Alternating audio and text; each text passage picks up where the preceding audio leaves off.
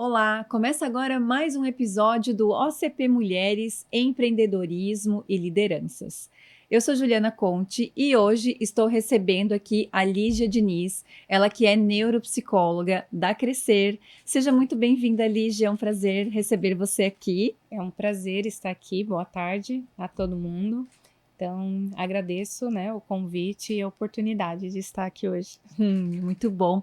Vamos iniciar então o nosso bate-papo. A gente quer conhecer um pouquinho mais sobre você, sobre a questão da neuropsicologia, como você trabalha. Conta um pouquinho pra gente. Bom, eu sou psicóloga de formação e a minha área de maior especialização é a neuropsicologia.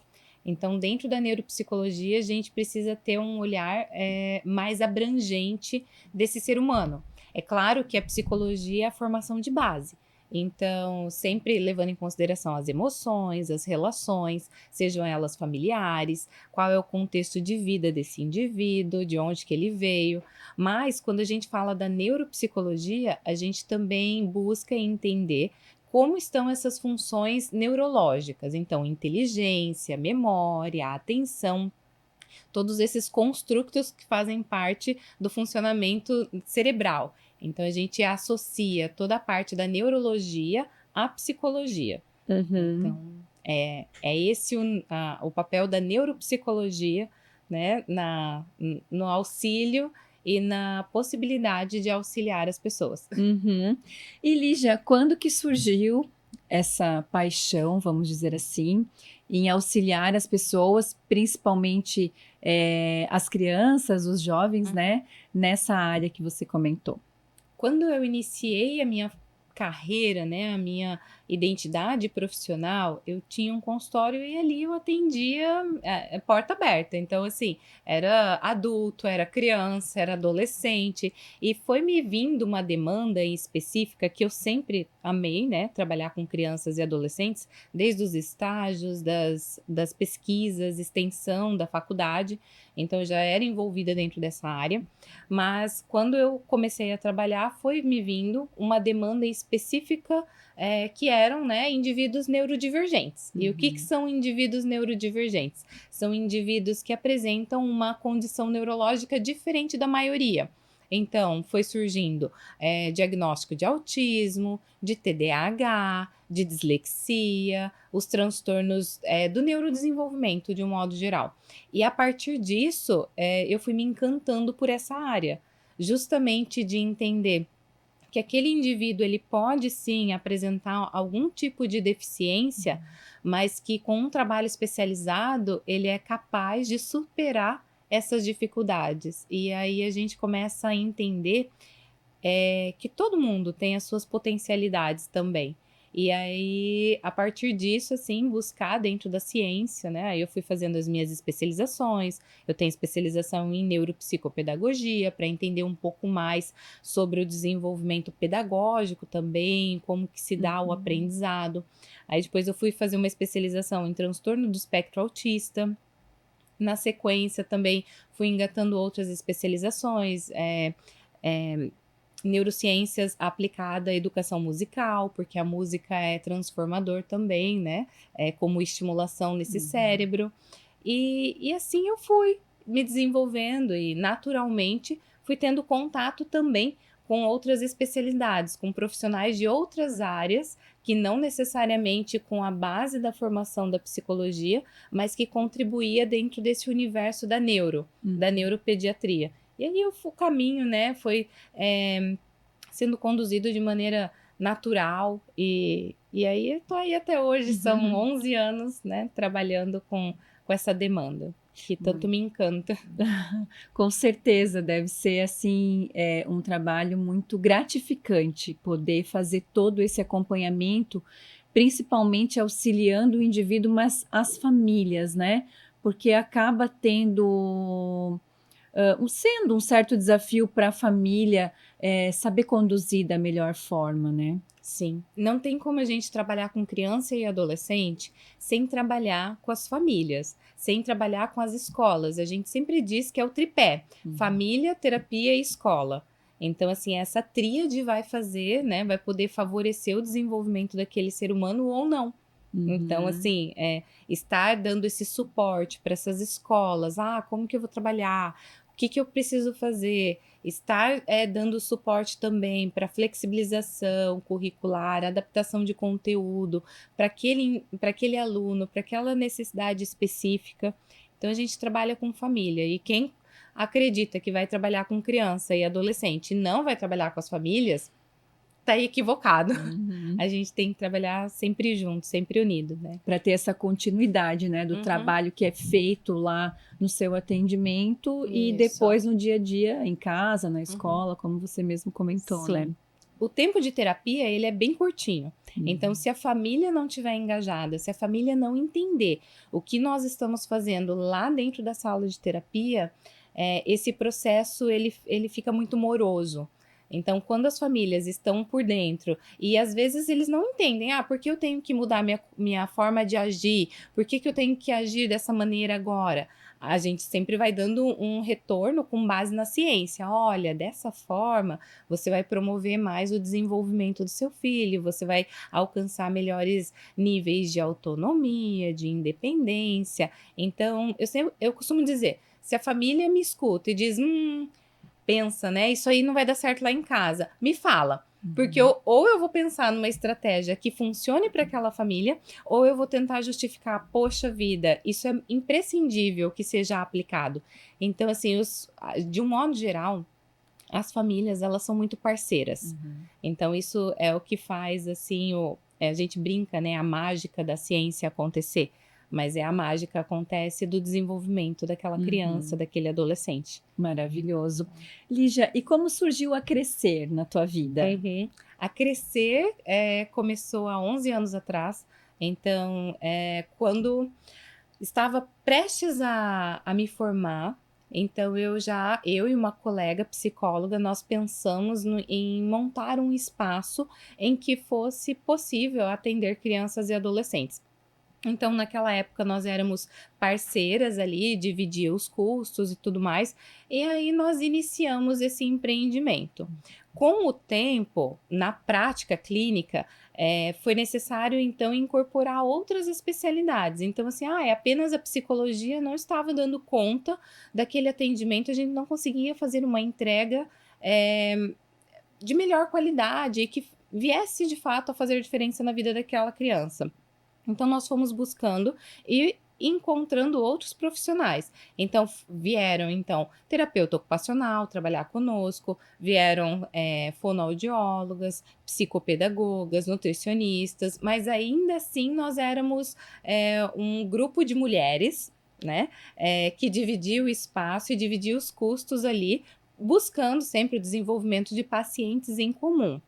Mas chegou um determinado momento que as coisas estavam um pouco soltas, assim, e aí até uma amiga minha falou assim: Lígia, por que você não vai lá e toca esse projeto, né? Uhum. É a sua cara, é a sua vida, é a forma como você respira isso. E aí, então, eu falei, aquele frio na barriga, né? Não, então tá, então agora sim. E aí, a Crescer, então, de fato, acabou surgindo, né, dessa necessidade de incorporar outros profissionais juntos no atendimento especializado, então, a crianças e adolescentes. Então, a Crescer, ela se diferencia nisso, da necessidade, então, de termos e prestarmos um atendimento de excelência, mais multidisciplinar e de forma integrada. Uhum. Então, a Crescer veio a partir disso. Então, hoje, lá dentro da Crescer, existe a Lígia especialista e a Lígia empreendedora. Isso mesmo. Muito Então, bom. E como você faz para dar conta, assim, para se dividir entre esses dois papéis? E ainda a vida pessoal, né? Que não isso. falamos disso ainda. Isso. O desafio é grande, mas eu penso que o meu diferencial nisso tudo é que eu amo trabalhar. Então, assim, quando eu tenho os meus atendimentos e querendo ou não, eu costumo dizer, a minha agenda é uma das mais lotadas na clínica, então eu acabo fazendo toda a parte burocrática de empreender também, de buscar os nichos em que eu posso buscar novas oportunidades mercadológicas, enfim, mas eu acabo fazendo isso fora do horário de expediente. Então, o Uhum. expediente começo a atender às 8, vai até às 18, então dentro desse período eu estou fazendo os atendimentos clínicos, estou conversando, dando supervisão. Eu tenho hoje 5 psicólogas que atendem também na minha equipe, 4 delas neuropsicólogas que estão sob a minha supervisão técnica. Então, eu vou me driblando tudo isso, né? Mas vou buscando também alternativas para gerenciar, enfim. E eu também tenho ajuda. Assim, porque eu sempre digo, né? Eu sou empreendedora, eu tenho o empreendedorismo nato em mim. Eu sempre busco alternativas. Nossa, eu tenho insights para empreender. Porém, eu costumo dizer, eu fiz psicologia. Eu não fiz administração, eu não fiz contabilidade, eu não fiz marketing. Então, eu acabo buscando ajuda, auxílio em profissionais que são especialistas nessa área. Então, tenho pessoas de confiança que estão comigo e que me auxiliam nesse processo. Então, mas a gente precisa estar monitorando, estar direcionando também. Mas é um desafio. Mas eu gosto muito, eu amo o que eu faço. Então, assim, quando eu chego no final do dia e eu estou cansada do corpo, né? A mente também, mas eu não estou cansada do meu trabalho. Né? Acho que é gratificante a gente ver essas crianças superando as dificuldades, essas famílias alcançando altas terapêuticas, porque quando a gente fala em criança com deficiência, muitas vezes as pessoas pensam, eu vou fazer terapia pro resto da vida. E não é saudável, não é o indicado. Então, buscar esse equilíbrio entre fazer terapia, mas ter uma vida funcional é o que de fato vai trazer um bem-estar para essa família. Não gerar essa dependência, né? Exatamente, porque se gera dependência, esse trabalho ele não está sendo bem feito. E Lígia, falando um pouquinho então sobre esse atendimento integrado que você trouxe, que vocês têm lá na Crescer, né? Talvez vamos dar um passo antes. Vamos falar sobre essa mãe, né, que está com alguma situação, essa família, não só essa mãe, mas enfim, existem alguns pequenos sinais que essa mãe pode observar dentro do seu lar e já buscar ajuda? Sim, existem sim. Então, assim, nós temos os marcos do neurodesenvolvimento. Da mesma forma que tem, e assim, eu sempre indico, a carteirinha de saúde da criança, ele é um norteador. Então, lá, nós temos os marcos do neurodesenvolvimento. As famílias acabam olhando mais, se sentou na idade certa, se conseguiu engatinhar, se bateu palminha, mas lá também tem outros marcos do neurodesenvolvimento. Com que idade que é para começar, com quantos meses tem que balbuciar, com quantos meses, com 9 meses tem que aprender a apontar. O apontar, eu estou triangulando, então... Poxa, olha lá, um avião, a criança, né? Ela não tem linguagem para explicar um avião, mas ela pode fazer, e mostrar um avião. Então, ela está triangulando. Então, olha, eu achei tão legal aquilo que eu estou vendo que eu quero mostrar para você. Então, assim, apontar é importante. As primeiras palavrinhas com 24 meses e não com 2 anos de idade, que muitas vezes as pessoas se confundem. Com 2 anos de idade... 2 anos vai desde 24 meses até 36 meses.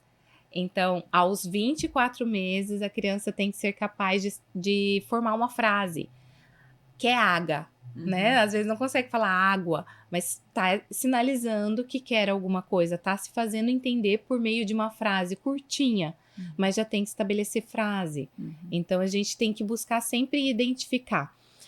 No caso de autismo, a gente identifica... nos casos mais clássicos, a dificuldade de contato visual. Porém, nem todo autista vai ter dificuldade de estabelecer contato visual. Nem todo autista vai ter um movimento de pêndulo, que é ficar se balançando, né? Ou fazendo um movimento de flapping com as mãozinhas. Mas é importante a gente sempre identificar rigidez cognitiva. Parece que sempre tem que ser feita da mesma forma as coisas. Uma sensibilidade mais exacerbada, seja sensibilidade a sons, a cheiros, a determinados alimentos. Também a questão da irritabilidade. Uma criança facilmente irritável, a gente não sabe, parece que entrou num loop de choro. Até a gente, no senso comum, fala, né? Ai, tá até se passando, não consegue parar para respirar, tá chorando e nada calma. Eu tento uma coisa, eu tento outra e nada calma. E não é aquela cena clássica de birra, né? Então, assim, são sinais precoces de crianças bem pequenas. Mas é importante a gente falar também do diagnóstico tardio, porque eu acabo puxando para o autismo, porque o autismo é a deficiência de maior incidência. Então, assim, quando a gente fala de incidência, que é 1 para 36, a cada 36 crianças que nascem, uma nasce autista. Então, mas a gente tem que levar em consideração que a cada 36 pessoas no mundo, uma é autista. Então, a gente convive com autistas e nem percebe ou nem identifica que aquela pessoa é autista. Então, dificuldades de interação social. Às vezes a pessoa ela consegue manter, principalmente mulheres autistas, elas conseguem manter um script, elas conseguem ter um bom relacionamento no trabalho, mas chegam em casa e estão esgotadas. E ali elas acabam expressando num lugar de segurança, acabam expressando a irritabilidade, ou ficam quietas, ou têm dificuldade de socializar. Eu já gastei a minha bateria social. Então, é importante a gente estar sempre atento a isso, porque muitos dos casos, mas não a maioria, os pais têm traços do diagnóstico dos filhos. E a gente costuma dizer até, ou eles também têm o diagnóstico, ou eles, numa investigação posterior à identificação e diagnóstico dos filhos, eles acabam identificando que eles têm, a gente chama de fenótipo ampliado. Que é quando eu tenho algumas características, mas não o suficiente para fechar um diagnóstico. Mas aquelas características já estavam em mim. E naturalmente vem essa expressão, né, ali na questão hereditária no filho. Então a gente pode identificar essas características. Mas claro, quem não tem o diagnóstico, quem não se reconhece com determinadas dificuldades, vai ter mais dificuldade de identificar nos filhos. Mas é um processo natural. E assim, de não ter medo, de procurar uma avaliação, a maioria das mães de crianças que têm deficiências mais leves, elas foram tidas como malucas. Você tá procurando pelo em ovo. Ou até escuta isso até mesmo de pediatras, né? Olha, não tem nada aqui. Aí vai passando o tempo, aquelas características vão ficando mais evidentes, porque à medida que a criança vai crescendo, novas demandas vão surgindo. E essas demandas vão se tornando mais complexas. Então agora eu tenho que ficar paradinho. Eu tenho que sentar numa cadeira, eu tenho uma carteira, eu tenho que aguardar a hora do recreio para correr, para brincar.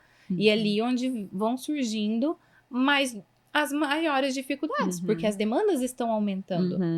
Então, mas não tenham receio, mães, procurem ajuda especializada. É melhor vocês pecarem pelo excesso. Eu vou levar e vou fazer uma avaliação psicológica, ou vou levar para uma avaliação com fonoaudiólogo. Eu acho que ele já deveria estar falando mais algumas palavras. Leve.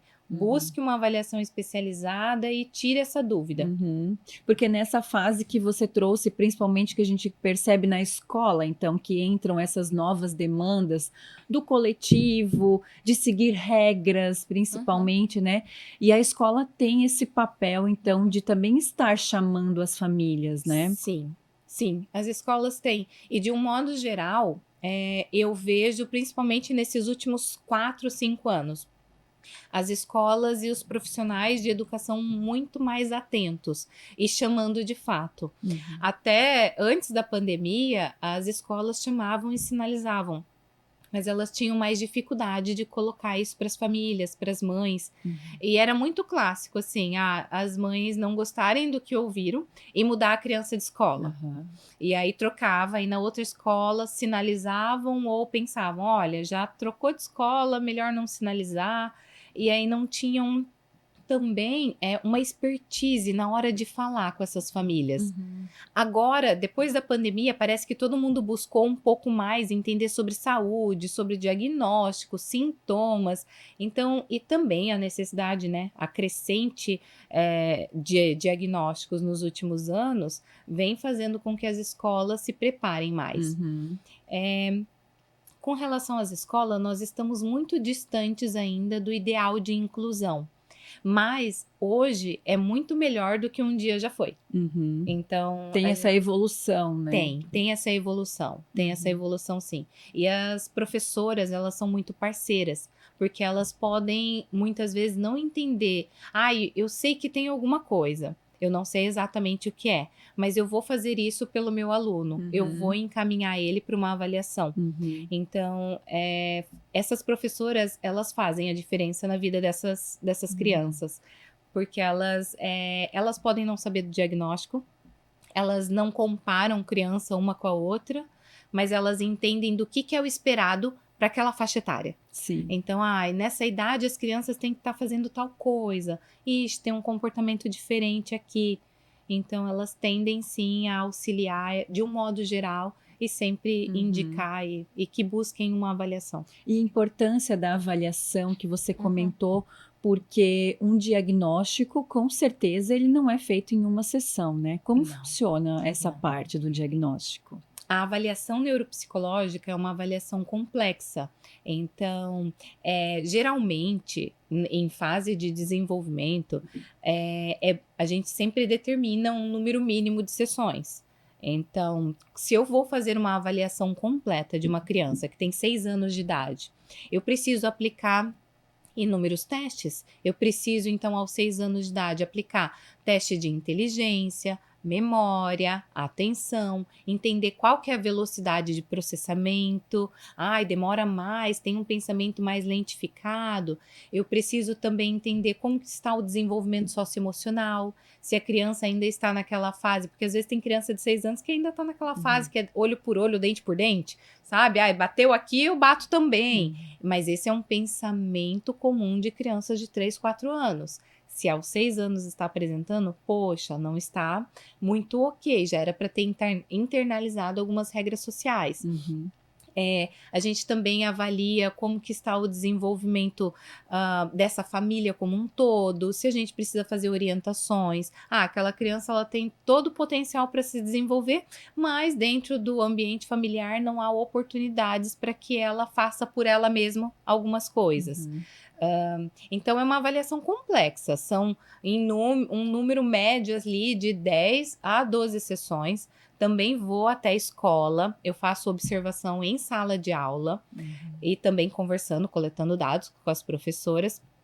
E aí, então, eu faço uma devolutiva com um laudo e entrego isso para a família.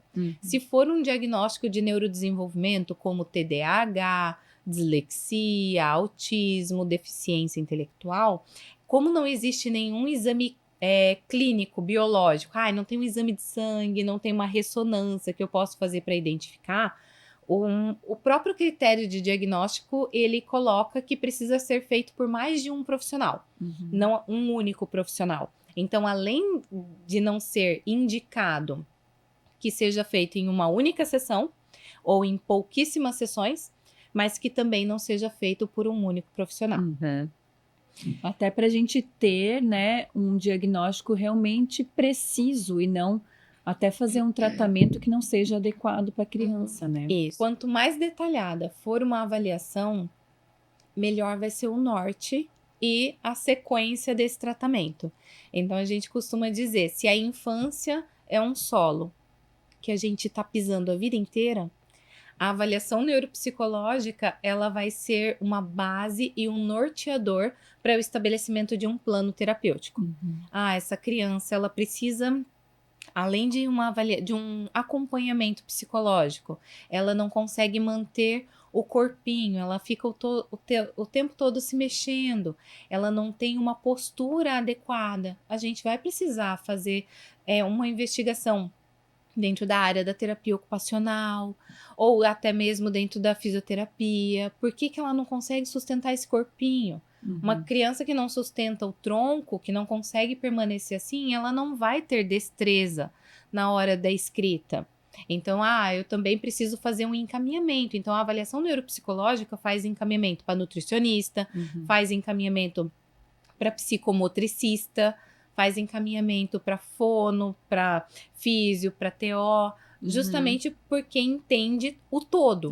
Então, consegue fazer uma leitura do todo. Lígia, você tem propriedade para falar sobre transtorno de coordenação motora? Não, eu não tenho. Mas eu consigo identificar quando aquela criança precisa de uma avaliação específica para aquilo.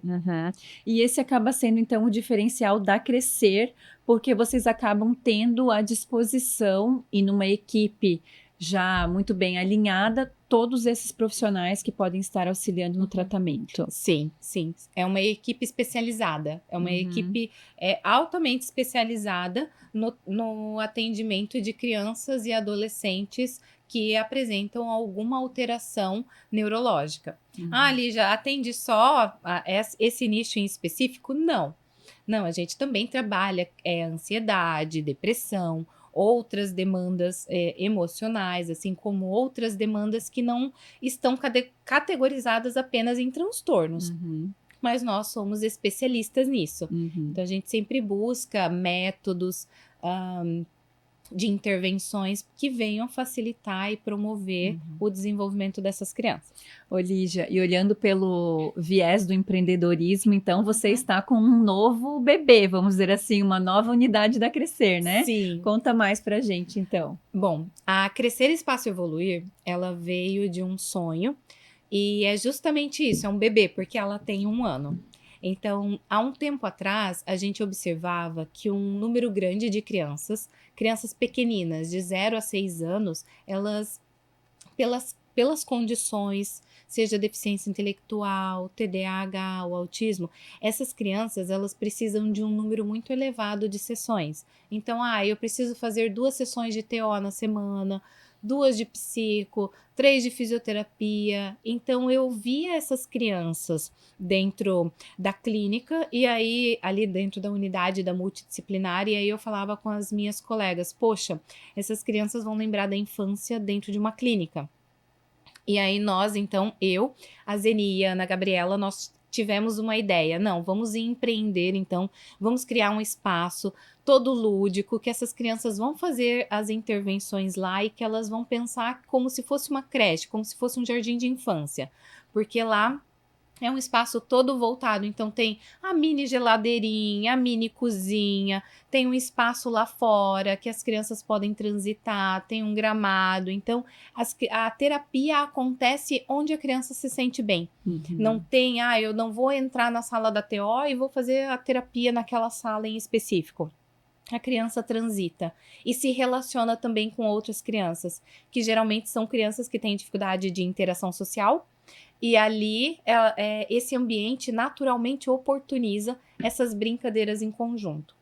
Eu não estou gostando de brincar perto dessa criança, tá tudo bem, tem a clínica toda para você escolher um lugar para brincar. E esse modelo de intervenção, ele não nasceu assim basicamente da nossa cabeça. A gente tem um respaldo, né, teórico e metodológico que chama então intervenção transdisciplinar. Então, todas as profissionais, elas têm os seus objetivos terapêuticos estabelecidos, mas elas também têm objetivos em comum. Então, é muito comum na Europa esses centros de intervenção precoce terem esse mesmo modelo da Crescer Espaço Evoluir. Então, onde essa promoção de desenvolvimento, essa estimulação, ela não fica restrita a um único profissional em um único ambiente numa sala fechada. Então, e os resultados, eles são fantásticos. As crianças estão desenvolvendo muito mais habilidade socioemocional, de comunicação dentro desse espaço. Ela acaba se sentindo, acho que, também muito mais segura estando nesses lugares que não uma clínica, por mais que seja adaptada à sala, mas é sempre aquela mesma sala, sempre aqueles instrumentos, enfim. Então, isso deve trazer para a criança uma sensação também de estar num lugar que é mais carinhoso. Isso. E é essa pegada mesmo, afetiva. E também a criança vai buscando o seu lugar. A gente diz que é um ambiente, a gente proporciona um ambiente e intervenções naturalísticas, porque está dentro daquele espaço. Então, tem cama elástica, tem o escorregador, tem todo o ambiente, ele é preparado para que a criança ela experiencie essa intervenção, mas de maneira muito lúdica e afetiva. Então, tem uma criança que está fazendo aniversário aquela semana. A gente comemora todos juntos. E aí, aquela criança que tem seletividade alimentar, que não vai comer aquele bolo, mas ela tá ali cantando parabéns pro seu colega. Então, a gente também faz as sessões e as terapias em grupo. A gente tem grupo terapêutico. Então, eu tenho grupinho terapêutico de habilidades sociais para criança de 3, 4 anos. Cada criança está acompanhada de um terapeuta e a gente ali oportuniza brincadeiras e promove esse desenvolvimento dessas habilidades sociais. Porque com certeza, mesmo assim pequenos, essa troca ela é muito importante, porque a gente aprende um com o outro, né? Isso, é a base do desenvolvimento, é a troca. Os seres humanos aprendem uns com os outros e pela natureza social do ser humano. Então, se o ser humano, se aquela criança, ela não tem esse interesse em estar junto com os outros, alguma coisa não vai bem, alguma coisa não está certo nesse neurodesenvolvimento. Então, às vezes a criança ela não tem esse interesse nato, mas o fato dela estar ali junto e aí ela vê a brincadeira. Às vezes eu não estou interessada naquela criança, mas eu gostei tanto daquele brinquedo que eu vou me aproximar. E nessa aproximação, com a mediação desses profissionais, a gente oportuniza essa interação e essa comunicação. Então, a gente promove o desenvolvimento e também não ficamos restritos. Eu sou neuropsicóloga, mas hoje a minha atividade vai ser junto com a fisioterapeuta, porque ela vai fazer um circuito aqui que além da parte motora, a gente também vai trabalhar a parte social. Então, vamos juntos nessa pegada e as outras crianças vão se encaixando e é onde esse desenvolvimento ele passa por uma intervenção transdisciplinar. E acaba criando infinitas possibilidades de modelos ou formatos de intervenções, né? Quando você vai pegando várias especialidades e colocando todas juntas em um mesmo ambiente. Sensacional. Isso mesmo. Então, eu não fico apenas com o meu raciocínio clínico da psicologia, como quando eu estou na minha sala. Apenas, né? Eu estou na minha sala, aplicando meus testes ou fazendo a minha intervenção. Então, essas crianças, né, que elas estão inseridas na Crescer Espaço Evoluir, elas têm entre 0 e 6 anos de idade e elas não vão lembrar de fazer terapia em salas fechadas, em clínicas médicas. Elas não acaba gerando um outro trauma na criança, né? Porque muitas crianças acabam gerando um trauma desses espaços clínicos, né? Tô cansado de ir pra terapia, é sempre naquela sala, sempre naquele lugar. Por mais que o terapeuta tá sempre comprando jogos novos, brinquedos novos, que nós somos as doidas dos jogos, né? Dos brinquedos. Lançou um novo brinquedo. Opa, vamos lá, né? Vamos adquirir. Mas mesmo assim, acaba cansando. E a gente sabe que essas crianças que precisam fazer muitas terapias, vai chegando um momento que vai esgotando. Então, ali a gente consegue dar, né, sempre as novidades. Vai ter a Semana da Criança, vai ter a Semana do Dia dos Pais, vamos promover, né, algumas coisas diferentes. Então, eles acabam associando muito a uma vivência como se fosse um jardim de infância mesmo. Muito legal. Ô, Lígia, e como você cuida de você, assim, porque eu sei que as pessoas devem pensar assim, psicóloga não tem problema, né? Resolve tudo sozinha, enfim. Mas assim, ouvindo de você, né, essa questão do empreendedorismo, de ter 2 espaços, de ter 2 equipes e de ter todo esse amor e esse cuidado com as crianças, com as famílias e tudo mais, isso com certeza exige muito de você. E então eu queria saber como você, como mulher, né, acaba cuidando da sua saúde mental também para estar bem para tudo isso. Olha, embora eu seja psicóloga, eu sou um ser humano. Uhum. Então, assim, eu tenho os meus desafios, eu tenho as minhas angústias, os meus temores, e eu sempre estou buscando, eu sempre faço terapia. Então, eu tenho uma psicóloga para chamar de minha psicóloga, né, que ajuda nos meus processos naturais e internos, as minhas dúvidas, as minhas angústias. Eh, então eu faço a psicoterapia, eu busco sempre, alternativa dentro da saúde também. Então, estou precisando marcar uma acupuntura, eu vou fazer uma fisioterapia, então eu busco também. Faço atividade física, então tenho regularmente fazendo atividade física, às vezes não com tanta regularidade como eu gostaria, mas eu me esforço.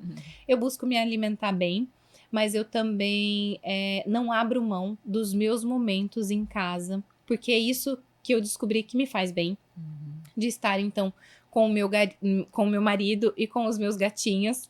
Então eu sempre gosto de estar junto deles assim, e de tempo em tempo eu faço viagens, porque é Uhum. isso também que traz assim, oxigena a minha mente, e que nesses momentos de viagens eu acabo tendo alguns insights e consigo, é como se eu conseguisse olhar de fora assim, Uhum. todo o processo, né, do meu empreendedorismo, e também do que eu mais gosto de fazer, que é estudar e enfim. Muito bom. E eu gostaria que você aproveitasse o momento, então, vou te pedir 2 mensagens. A primeira, para as famílias mesmo, assim, o que você poderia dizer para as famílias que estão passando, talvez por uma fase de precisar de um diagnóstico, enfim, Uhum. e que talvez tenham um certo receio, né, como você poderia auxiliá-las, então, nessa mensagem?